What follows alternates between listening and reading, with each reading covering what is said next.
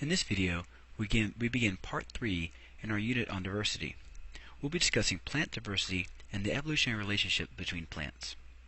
Let's begin with a general overview of what plants are.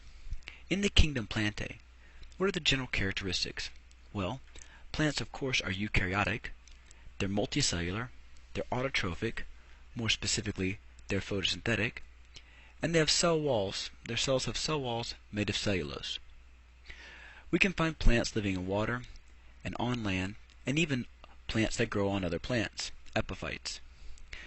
During this overview of plants, we're going to look at some larger groups of plants. We're going to look at the non-vascular plants, the bryophytes, an example of which would be mosses. We're going to look at the vascular seedless plants, or the spore-bearing vascular plants. An example would be ferns. And then we're going to look at the vascular plants, the seed plants, the vascular seed plants. And within the vascular seed plants, we're going to break that up into two major divisions: the gymnosperms, which are typically cone-bearing plants, like a pine tree, and also the angiosperms, or the flowering plants. Within the angiosperms, we're going to divide it one step further into monocots and dicots.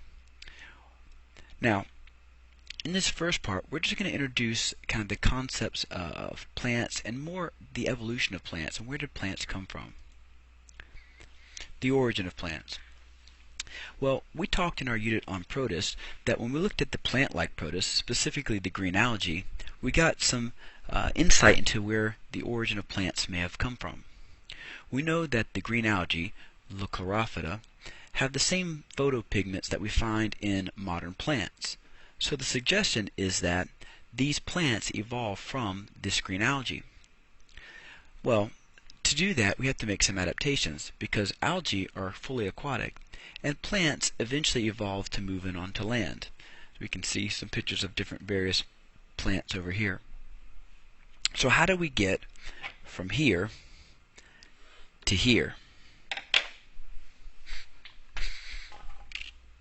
What specific adaptations will we see which will allow for successful life on land? Well, let's consider what's the difference between life in water and life on land. What are the obstacles that living on land presents that we don't have when we live in water? Well, let's investigate. Adaptations helpful for plant life on land. Hold on one second. Let's do it this way. Oops, so we can get them one at a time. We need a system of absorption. What do we mean? How do we get our water in? Well, if you're an aquatic and a plant is surrounded by water, it's easy to absorb from your surroundings. But what about these plants that live up here on land? Where do they get their water? That's right, they get their water from the soil. So we need some system of absorption, either roots or rhizoids, which are root-like structures found in some plants. So in our investigation of plants, we'll see the evolution of roots. We need to prevent desiccation. What does it mean to prevent desiccation? Well, the word desiccation means drying out. So we need to prevent drying out. How do we prevent drying out? Well, as plants evolved to be successful on land, they developed a waxy coating called the cuticle. You can see the cuticle on the top of these cells here and these cells here. This waxy cuticle, if you touch a plant's leaf, it feels kind of waxy. You can see over here in this picture how the water beads up on that leaf. Now, in this case, we see water being kept out of the leaf, but think about all the moisture inside the leaf that waxy coat is trapping in. Again, living in water, this is not a problem. But when you move on to land, drying out is a real problem. So we need to prevent desiccation. And plants evolved a waxy cuticle to solve this problem. Now, interestingly, in the solving of one problem, we actually created another problem. How are we going to get gases in and out of the cell? What do we mean? Hold on. We need a system of gas exchange other than diffusion. We know that the cells inside this leaf are living cells, and that for photosynthesis to occur, they need to take carbon dioxide in. Well, Before waxy cuticle, the carbon dioxide might be able to diffuse across this cell, but carbon dioxide molecules have trouble diffusing across this waxy coat. And oxygen that's made as a waste product of photosynthesis would accumulate inside the leaves and would need to diffuse out, but again it gets trapped by this waxy coat. Well, the solving of the one problem, preventing desiccation or drying out, created a new problem. We need a way to exchange these gases. And the answer to that, the system of gas exchange other than diffusion, is an opening on the underside of the leaf that you see right here. This opening is called a stoma. The plural of stoma is stomata, and on the undersides of leaves there are many stomata, these openings. Whoops, where'd it go? Stomata. And this allows the exchange of gases in and out of the leaf. So, we solved one problem, created another, solved that problem with stomata. We can get gases in and out of our leaf. The next problem we need to solve is, how do we get our gametes to each other? We need a method of gamete transportation that doesn't rely on water. If you're an aquatic organism, the gametes can swim to one another. If we look at this reproductive cycle here of this algae, the gametes are released into the water and they can swim to one another. Well, you can't do that on land.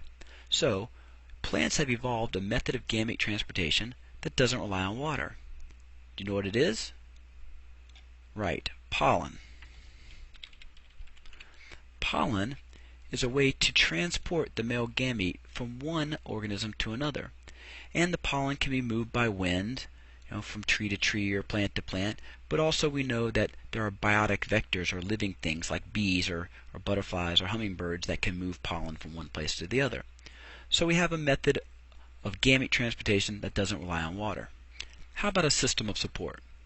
In water, do you need thick woody structures to support and hold you up? Well, no. The density of the water and the buoyancy that creates allows organisms that live in water to not need these woody structures, these fibrous structures, or an internal system of support that we would see in land plants. So we're going to see the development of fibrous and woody structures, and also a system of vascular tissue. Now this vascular tissue, the xylem and the phloem, we can see that over here also, is a system of internal piping that goes throughout the plant. Now these pipes provide some internal structural support for the plant so that the plant can stand up without the water holding it up. So we need structural support. We also need a system of conduction. Well, what do we mean? Well, here's an example. Look at this. Whoops. Grab this. Take that away. Look at this tree. Now this is an extreme example, but how do you get water to the cells at the top of that tree, since the water is down here in the ground? And how do you get food, photosynthetically derived food from these leaves up here, down to all these cells in the trunk, down to the root? Well, or look at this rose plant over here. How do we move materials throughout this large multicellular body? We need a system of conduction. The equivalent in animals is a circulatory system. What do we have in plants to help circulate materials? And the answer is the same as the answer for a system of support, and that's vascular tissue. The vascular tissue is a system of internal pipes that allows the transport of water and sugar and minerals throughout the plant. It's like plumbing. It's very important if you're a large multicellular organism to have an efficient means of transporting materials across distance that doesn't rely just on diffusion. Diffusion is fine over small distances, but over great distances we need a more dedicated system. So we have vascular tissue. And this vascular tissue not only provides that conduction, but also the structural support we were looking at. There are two types of vascular tissue we find in plants. Xylem, which is for the conduction of water and dissolved minerals, and phloem, which is for the conduction of sugars. Typically, the water is transported upwards from the roots to the upper parts of the plants, and the sugars are transported from the leaves down to other parts of the plant. So let's recap. Adaptations helpful for plant life on land. We need a system of absorption.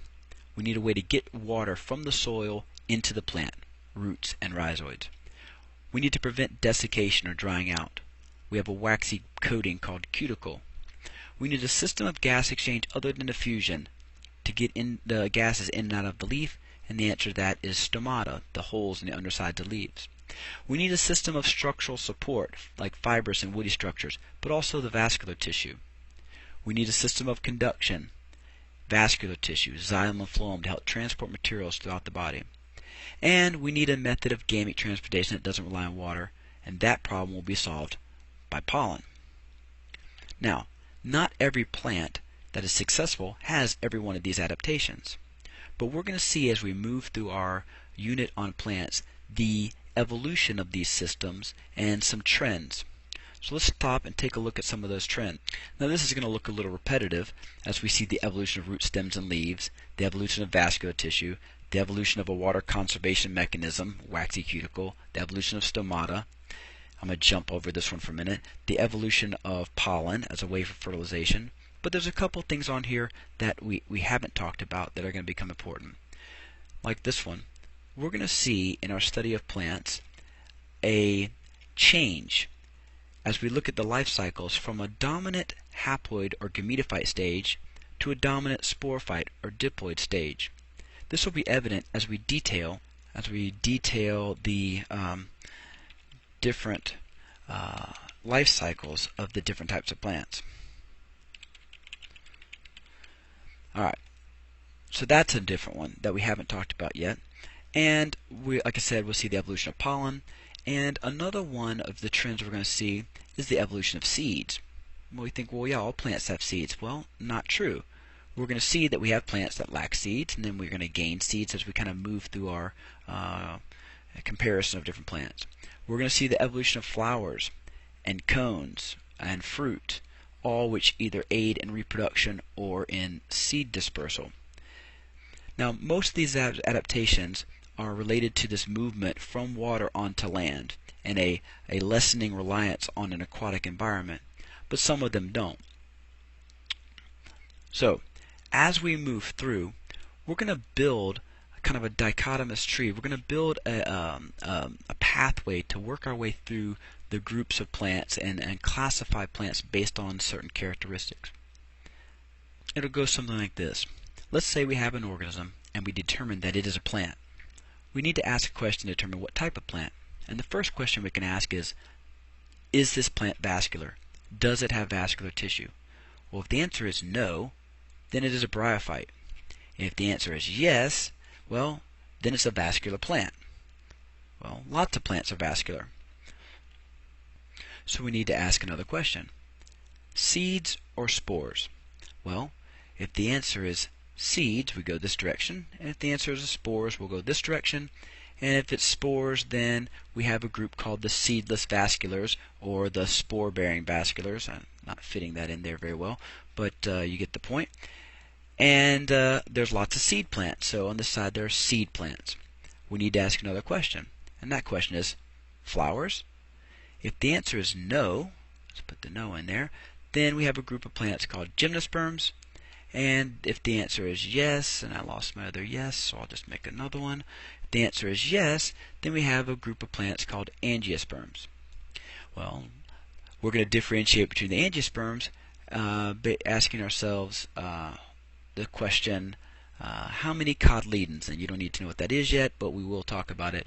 And if the answer to that question is 1, then we have plants called monocots, 1 cotyledon. And if the answer is 2, we have dicotyledonous plants. So we can build this classification tree of sorts for plants. We're going to be coming back to this chart over and over in the next video and in the rest of the unit as we go to at the end of each of these and discuss this type of plant. So we'll talk about bryophytes, we'll give an example. We'll talk about the seedless vasculars, we'll give an example.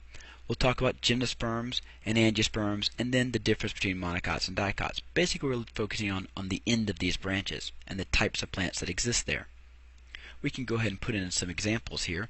An example of a bryophyte are the mosses. We're going to use mosses as the poster child for all bryophytes.